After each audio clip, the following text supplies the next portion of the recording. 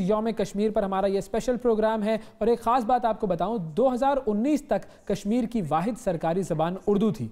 5 अगस्त 2019 को मकबूजा रियासत की जो खुसूसी हैसियत ख़त्म हुई, उसके बाद उर्दू ज़ुबान की खुसूसी हैसियत भी ख़त्म कर दी गई और नई दिल्ली से ये ऐलान किया गया कि आइंदा से सिर्फ उर्दू नहीं बल्कि अंग्रेज़ी, हिंदी, कश्मीरी और डोगरी भी मकबूजा रियासत की सरकारी ज़बानें होंगी। कश्मीरी काशर ज़बान बोलते हैं मगर उर्दू ज़बान कश्मीरी सकाफ़त का एक बहुत अहम हिस्सा है। पाकिस्तान में कश्मीर की सकाफ़त पर कई फ़िल्में बनाई गई, कई ड्रामे बनाए गए जिनमें कश्मीरियों की सकाफ़त भी उजागर की गई और वहाँ पर जो उनके लोगों पर जुल्म और सितम हो रहा है वो भी बहुत अहम तरीके से, बड़े अच्छे तरीके से उजागर किया गया।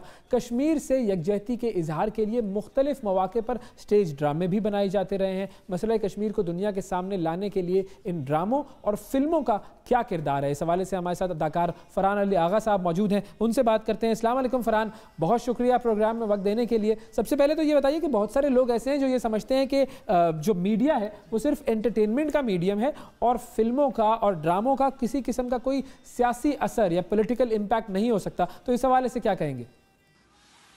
अस्सलाम वालेकुम, थैंक यू वेरी मच कि आपने अपने प्रोग्राम में इनवाइट किया। आपने पूछा कि मीडिया सिर्फ क्या एंटरटेनमेंट है या उसका पॉलिटिकल इम्पैक्ट भी होता है।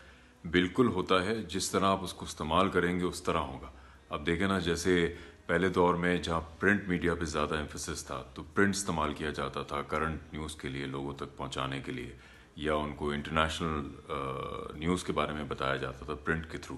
और अब जब वीडियो का दौर आ गया है तो ये सेक्शंस में डिवाइड हो गया है और अब जो लोग होते हैं जो पढ़ते नहीं हैं तो वो टीवी तो देखते हैं।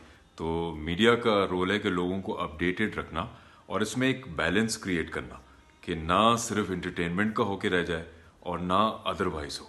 क्योंकि जब आप अपडेट करते हैं आवाम को तो उन तक सच पहुंचाना, उन तक साइंस की नॉलेज पहुंचाना, उन तक हालात के बारे में अवेयरनेस क्रिएट करना और सोती हुई कौमों को जगाना, मीडिया इसके लिए भी इस्तेमाल होता है। और इसके साथ साथ जो एंटरटेनमेंट का पहलू है वो ये कि अगर कोई इंसान थका हुआ घर आता है, अपनी फैमिली के साथ आता है, तो हमारी वैल्यूज़ या हमारी ट्रेडिशन के हिसाब से जो भी इंटरटेनमेंट प्रोग्राम्स बनते हैं उससे वो रिलैक्स करता है। तो बेसिकली आवाम को, पब्लिक को हैप्पी भी करना है, खुश और अवेयर भी रखना है, ये एक कॉम्बिनेशन होना चाहिए। और जो भी चीज़ हमारी तारीख़ से रिलेटेड है, हमारे हालात से रिलेटेड है, हमारे ट्रेडिशन से रिलेटेड है, उनके ऊपर आप प्रोग्राम्स बनाएं ताकि पब्लिक उससे इंटरटेन भी हो और साथ में अवेयर भी हो जाए। और जो फेक प्रोग्राम्स होते हैं जैसे जिनसे बुराइयां फैलती हैं माशरे के अंदर, उनको अवॉइड करना चाहिए।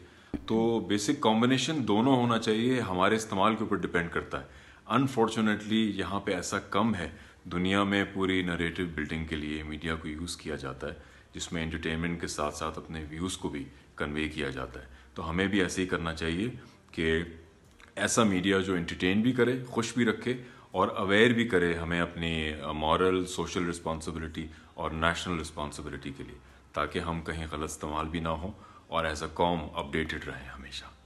अच्छा फरहान, ये भी बताइएगा, मेरे जहन में ये बात आती है कि कश्मीर का कॉज, कश्मीर का कॉन्फ्लिक्ट, कश्मीर पे जो मजालम ढाए जाते रहे हैं वो हमारे लिए ज़्यादा अहमियत के हामिल है क्योंकि हम उन लोगों से मुख्तलिफ तरीक़ों से कनेक्ट करते हैं। सिर्फ ज़मीनी खित्ता नहीं है जो हम कहते हैं कि हमारा है या तुम्हारा है, हम तो उनसे रिलीजसली भी कनेक्ट करते हैं। उर्दू ज़बान एक बड़ी अहमियत की हामिल है उनसे कनेक्शन का, बहुत सारे ऐसे हमारे कनेक्शन हैं उनसे। हमारे लिए जितना ये इशू अहम है उतना ही ज्यादा फिल्में उस पर हिंदुस्तान ने बनाई हैं। बिल्कुल ऑपोजिट नजर आता है मामला। अब बात मैं जो आपसे पूछना चाह रही हूँ वो ये है कि हम क्यों नहीं उस तरह की इम्पैक्टफुल फिल्म्स बना सके या वो ट्रेजेडीज हम अपनी मूवीज में या ड्रामों में क्यों नहीं दिखा सके कि जो वर्जन हिंदुस्तान बेचता रहा है झूठ की बुनियाद पर मबनी, वो पाकिस्तान बेचे सच पर मबनी फिल्मों के जरिए। जी बिल्कुल, एज अ मुहिब्बे वतन, एज अ नेशनलिस्ट हमें इस पर मूवीज़ बनानी चाहिए। और हर जगह पैसे तो नहीं कमाने होते ना, सिर्फ मकसद पैसे कमाने का नहीं है। कि अगर आप सोचें कि अगर एक इंसान तरक्की करे, 2 लोग तरक्की करें या सिर्फ एक इंडस्ट्री तरक्की करे, ये काफ़ी नहीं है। एक्चुअल तरक्की वो होती है जहाँ मुल्क तरक्की करता है। और जब भी हम इस तरह सोचेंगे कि अपने मफादात से आगे बढ़ के हमारी नज़र में हमारी वैल्यूज़ और हमारा नेशनल इंटरेस्ट, हमारे मुल्क की सरबलंदी ज़्यादा अहम है, तो इस तरह के फिर काम होंगे। क्योंकि कश्मीर जो है पाकिस्तान की शहरग है और जब से पाकिस्तान आज़ाद हुआ है उस वक्त से कश्मीर पे जो स्टैंड रहा है हमारा, वो मरते दम तक रहेगा और इंशाअल्लाह कश्मीर आज़ाद भी होगा। तो एज अ मीडिया और एज अ मूवी मेकर ये हमारी रिस्पॉन्सिबिलिटी है कि जो सच है उसको दिखाने के लिए इस पे फिल्में बनाएं, इस पे एफर्ट लगाएं, इससे बालातर होके कि हमने इससे सिर्फ पैसे कमाने हैं, और वो नरेटिव लोगों तक पहुंचाएं जो सच हैं, और साथ साथ उस परसेप्शन को काउंटर करें जो दूसरे मुल्क इसके खिलाफ मूवीज़ बना के लोगों को गुमराह करते हैं या मिसगाइड करते हैं। ये हमारी सोशल और नेशनल रिस्पॉन्सिबिलिटी है, मीडिया को बिल्कुल ये करना चाहिए। और इसके लिए बात सिर्फ जज्बे की है, नॉट अबाउट मनी या नॉट अबाउट इंडस्ट्री। इसको सबसे आगे रखना चाहिए। ये सबसे आगे होगा, मुल्क तरक्की करेगा तो सब कुछ आगे जाएगा, आई गारंटी दैट। अच्छा, एक चीज़ मुझे ये भी बताइएगा, क्योंकि जब हम ज़ाहिर है हम ये बात करते हैं कि हम नहीं बना सके ये फिल्म्स या हमारे तरफ से कुछ इसमें कमी रही, तो हमारा इशू क्या है? क्या हमारे पास फुकदान फाइनेंसिस का है, स्टोरी का है, या प्रायोरिटी नहीं है? शायद हमारी हमने उसको उस प्रायोरिटी के तौर पर लिया ही नहीं कभी। जी नहीं, कोई भी इशू नहीं है। अब देखें, फिर बात सिर्फ जज्बे की है। जब भी कोई कॉज के लिए हो, मुल्क के लिए हो, आर्म फोर्सेस के लिए फिल्म बने, किसी शहीद के लिए फिल्म बने, तो हमारी जो फ्रेटर्निटी है काम करने के लिए, उनको या तो अपने चार्जेस वेव कर देने चाहिए या उसको आधा कर दें, कम कर दें, और सब लोग वॉलंटरली उसका हिस्सा बने नेशनल इंटरेस्ट के अंदर, तो सारे प्रोजेक्ट खुद ब खुद बन जाएंगे। कभी उसमें मसला नहीं होगा, क्योंकि नेशनल इंटरेस्ट को, नेशनल कॉज को सबसे आगे रखना चाहिए। अच्छा, ये भी बताइएगा कि एक्टर्स फ्रेटर्निटी जो है हमारी, जो हमारी इंडस्ट्री है, जो एक्टर्स हैं, आर्टिस्ट हैं, उनमें कश्मीर के हवाले से क्या सेंटिमेंट्स पाए जाते हैं, क्या जज्बात होते हैं? और ज़ाहिर है आप चूंकि उसका हिस्सा है, हम सब ये जानते हैं, जनरली तो हम सबको पता है कि सब कश्मीर के लिए यकजहती का इजहार तो करते रहते हैं, लेकिन वो जो जज्बात हैं, अगर आप उनकी नुमाइंदगी करेंगे तो ज़्यादा बेहतर तौर पर हमारे नाजरीन तक पहुँच सकेंगे। जहां तक मैं जानता हूं, सबके पाकिस्तान के लिए और कश्मीर इशू के लिए एक्सट्रीम जज्बात हैं।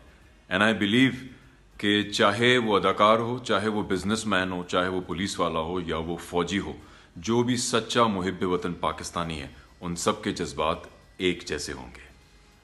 अच्छा, फाइनली ये भी बताइएगा फरहान भाई कि अब चूंकि आप सियासत में भी आ चुके हैं और पाकिस्तान तहरीक इंसाफ का हिस्सा हैं, पाकिस्तान तहरीक इंसाफ की हुकूमत है, कॉज बेस्ड मूवीज़ जो होती हैं, जो किसी आइडियोलॉजी के तहत बन रही होती हैं, सारी दुनिया में सरपरस्ती हासिल होती है हुकूमत की तरफ से। उन फिल्मों को सुपरवाइज किया जाता है, बनाती हैं ये फिल्में, प्रमोट किया जाता है, सपोर्ट किया जाता है। तो वो जो सपोर्ट है, उसके लिए आप क्या कहना चाहेंगे कि पीटीआई की तरफ से या हुकूमत की तरफ से ऐसी क्या चीज़ होनी चाहिए कि इन फिल्मों को सपोर्ट किया जाए और इन फिल्मों को फिर दुनिया में फैलाया जाए? क्या सपोर्ट कर सकती है गवर्नमेंट?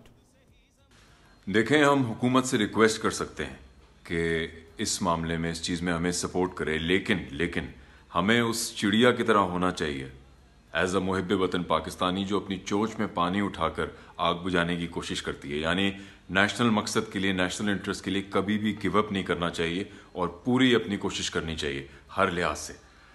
हुकूमत से आप रिक्वेस्ट कर सकते हैं, लेकिन हर काम रियासत का नहीं होता। और जब कौम एक बार फैसला कर लेना कि उन्होंने ये काम करना है, तो अल्लाह ताला असबाब भी पैदा करता है, वसाइल भी पैदा हो जाते हैं, और डिफरेंट तरीक़ों से मदद आ जाती है जहाँ जहाँ मुहिब वतन पाकिस्तानी दुनिया में रहते हो। और याद रखें कि इसकी सबसे बड़ी मिसाल हमारे सामने प्राइम मिनिस्टर इमरान खान साहब की है, जिनकी किसी ने हेल्प नहीं की। उन्होंने कितने लोगों की, पाकिस्तानियों से दुनिया में जहाँ भी रहते हो, मदद के ज़रिए हॉस्पिटल भी बनाया, यूनिवर्सिटीज़ भी बना दी, और ये हमारे सामने एक ज़िंदा मिसाल है। और अल्लाह ताला ऐसी मिसालों को सलामत रखे हमेशा। बहुत शुक्रिया अदा करेंगे, फरहान अली आगा साहब हमारे साथ मौजूद थे और फिल्मों और ड्रामों की जो पॉलिटिकल अहमियत है उसके हवाले से बात कर रहे थे।